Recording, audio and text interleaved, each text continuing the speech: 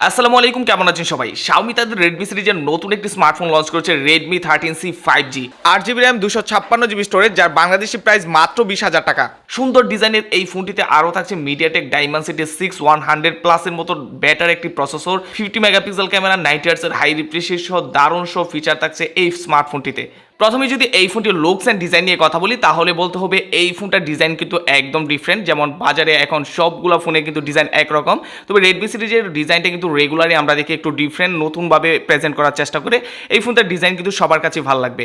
এছাড়াও এই ফোনটিতে পোর্শন বাটন সব কিছু ঠিকঠাক আছে। এছাড়াও এই ফোনটি বক্সি টাইপ থেকে হাতি নিয়ে যখন এই ফোনটি ব্যবহার করবেন তখন কমফোর্টেবল ফিল করবেন। ডিসপ্লেতে এই ফোনটি ব্যবহার করা হয়েছে 6.74 ইঞ্চি এইচডি প্লাস বিশাল একটি এলসিডি প্যানেল এবং স্মুথ এক্সপিরিয়েন্সের জন্য আছে 90 হার্টজের হাই রিফ্রেশ রেট। ডিসপ্লের পিক ব্রাইটনেস 600 নিটস। এই ডিসপ্লেটি এলসিডি ডিসপ্লে হলেও যথেষ্ট কালারফুল একটি ডিসপ্লে, তবে যেহেতু 20,000 টাকার একটা ফোন, আমার মনে হয় যে এখানে এই ফুল এইচডি প্লাস ডিসপ্লে দিলে জিনিসটা আরো বেটার হতো। এবং এইটার যে বেজেল অনেকটা বেশি, আর সাথে থাকছে এটাতে ইউ শেপ ডিসপ্লে। তবে এই রেঞ্জের ডিসপ্লেগুলো আমরা সচরাচর দেখি পাঁচওয়াল ডিসপ্লে থাকে, তবে এই ডিসপ্লেটাতে আরেকটু ইমপ্রুভমেন্ট করার জায়গা ছিল। এই ফোনটিতে ব্যবহার করা হয়েছে মিডিয়াটেক ডাইমেনসিটি 6100 প্লাসের মতো ভালো একটি প্রসেসর এবং সাথে থাকছে অ্যান্ড্রয়েড অপারেটিং সিস্টেম 13।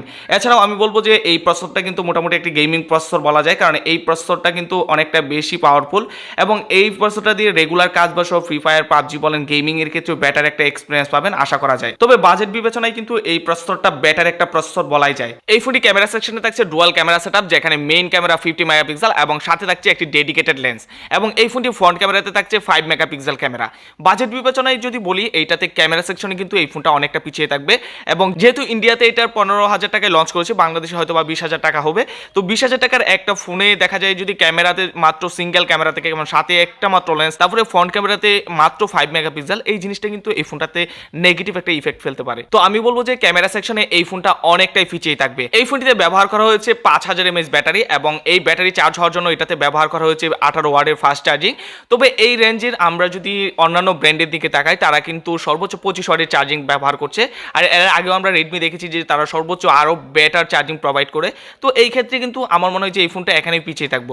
বাজেট বিবেচনায় আমি বলবো এই ফোনটাতে আরেকটু ইমপ্রুভমেন্ট করতে পারতো, এটাতে ডিসপ্লে সেকশনে, তারপর হচ্ছে এটাতে ক্যামেরা সেকশনে আরেকটু ইমপ্রুভমেন্ট করতে পারতো। তবে এটার যে প্রসেসর সেকশন, এটাতে বলাই যায় যে ভালো কিছু প্রোভাইড করেছে, একটা 5G প্রসেসর ব্যবহার করেছে। এই প্রসেসর সেকশন ছাড়া আমরা দেখছি যে আরও কিছু যে আদার্স বিষয়গুলো আছে ওইগুলো তার একটু ইমপ্রুভমেন্ট করলে বিষয়টা আরও ভালো হতো, এবং বাজেট বিবেচনায় এটা সেরা একটা ডিল হতে পারতো। আপনাদের কাছে কেমন লেগেছে অবশ্যই কমেন্ট করে জানাবেন, এবং এই ফোনটাতে আরও বাজেট বিবেচনায় কেমন ইমপ্রুভমেন্ট থাকা যেতে পারতো সেইগুলো আপনারা কমেন্ট করে আমাদেরকে জানাতে পারেন। আশা করি অবশ্যই এই ভিডিওতে একটা লাইক করবেন এবং আমাদের চ্যানেলটি সাবস্ক্রাইব করে রাখবেন। ভালো থাকবেন, সুস্থ থাকবেন, আল্লাহ হাফেজ।